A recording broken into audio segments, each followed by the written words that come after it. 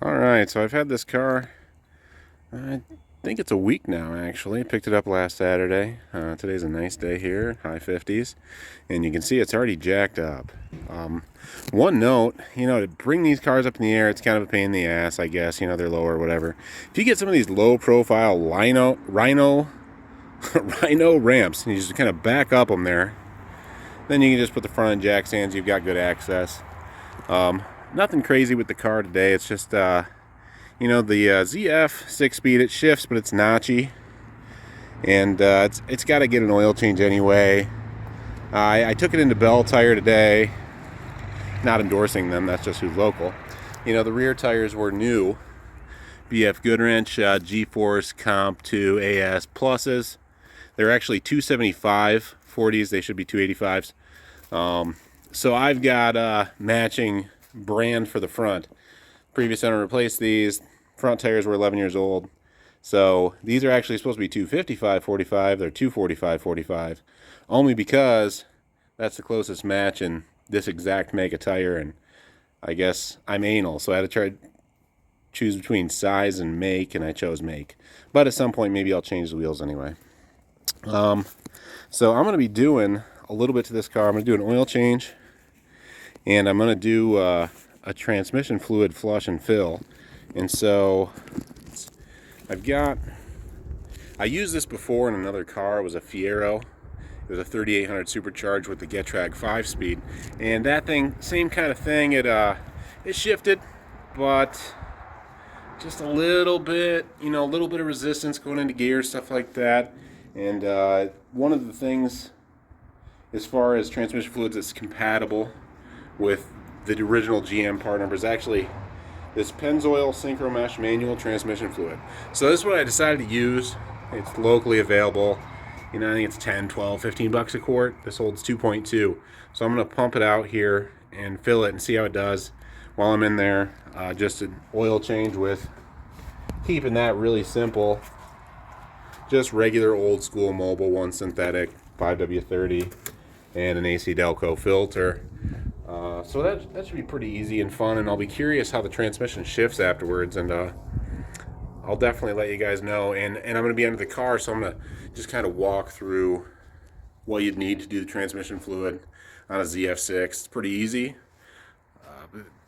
It's just a matter of how free the bolts are. So we'll take a look, and I'll show you. I'll get into the car and kind of show you what we're dealing with. Got it jacked up over here. I've got my supplies. So yeah, let's crawl under there. Okay, so we're under the car. First thing, I think maybe my rear main seal's leaking a little. But hey, it's alright. It's an old car. Looks like a minor seep. Oil check's full in the dipstick. I'm going to do a change now, and I'll monitor that. But anyway, you can see transmission here. So you've got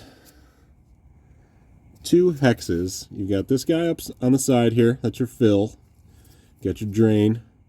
Those both take a 17 millimeter hex socket. You can see I've got one here. It's actually a 1/2-inch drive. I have it on a 3/8 to half adapter on a breaker bar with a kind of an extra little helper there. When it was, this was tight. I mean, it was tight as hell. I had to get the breaker bar and the extension on it, and it took a bit. So I was just being really careful. Honestly, in hindsight, if I was doing this with just a little more foresight, I would have bought new plugs and replaced both of these at this time. But I do see, I don't know,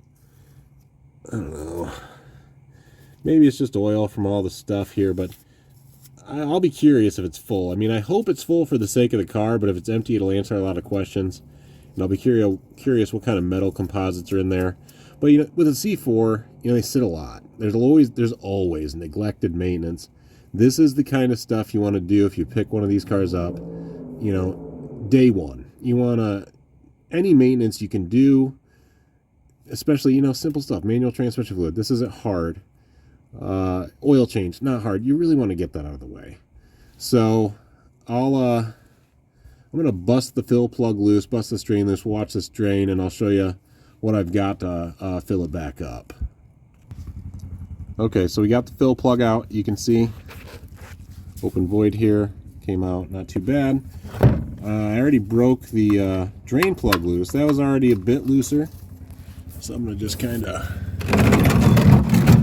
get that in place just in case. I don't know when it's going to start seeping. I assume there's obviously some kind of a tapered plug.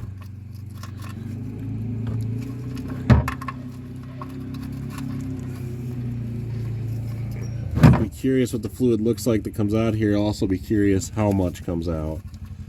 Yeah, for sure. So, sorry for all the clanging and banging. I'm not a professional.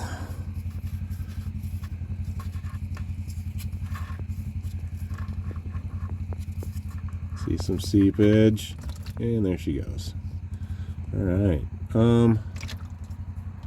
Really hard to tell. I don't see anything that looks super metallic. I mean, it looks kind of like clean motor oil, but I don't know what this stuff looks like when it's actually clean. So I guess I'll be curious. Let it drain there. Of course, my hands are dirty when I need to stop filming. I should really figure out what I'm doing here. Anyway, so we're draining here. Once this is done draining, I'm going to wipe some stuff off. I'll get that drain plug back in, and I'll show you the fill process. Alright, as far as filling, this is the fluid. I've got this little pump guy here. Now this works for quarts or gallons. It's got two different thread pitches on it and different lengths of hose attachments at the bottom. And you can see here it'll reach well down into the jug. I don't know if it'll get it all, but we'll see how well it works. Throw it on there. Alright, so we're threaded. And bring her up underneath the car here. You got your hose. Bring your hose up into your fill tube. Sorry. Hose up into the fill tube here. Boom. Stick it in there a little bit. Alright, we'll see if she pumps, I guess. I don't know. Hopefully it does, because I don't have a backup plan. Oh, there we go. Okay. And basically you just sit here and you're going to fill that till it just seeps out. The car's level. Jacked up level. Should be 2.2 quarts. So I'll get this pumped up, and I'm not going to hold the camera the whole time. You guys don't want to watch this. What am I even doing? But, alright, I'm going to pause this. I'm going to pump her full. Okay, so I got most of 2 containers in here. They're a quart each. You can't quite get the bottom bit, so I'm into my third one here. About a third of the way through, and you can see I'm just... see if we can... see how it's just... seeping. I want to do another pump here.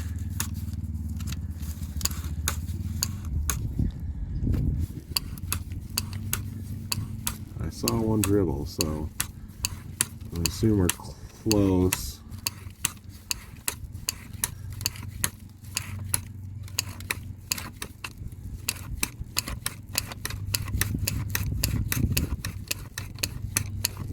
And there it is. Might not be able to see it. There we go. See?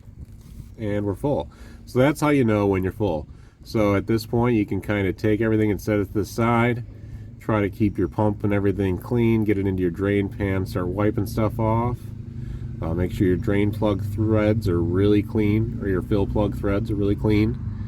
And get those back in there. So I'm going to do that now. Alright, and to wrap this up, job done. Build her up till she dripped. Always remove this plug first. I'm just kidding. Sorry, I shouldn't have even said that. That's a bad joke. You're going to always want to remove the fill plug first. If you remove your drain plug and everything drains out and then you can't break this one loose, you're completely fucked. Relatively. I mean, you're kind of fucked. So always make sure that your fill comes loose.